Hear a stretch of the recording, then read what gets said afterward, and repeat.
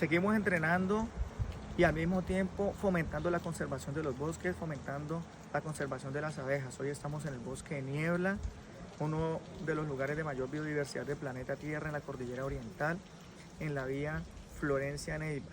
Hacemos una invitación a hacer deporte, a practicar una actividad física, a entrenar el cerebro, a entrenar la mente, pero al mismo tiempo recordando lo valioso que son los recursos naturales, que son las montañas y el bosque de la Amazonía para el mundo.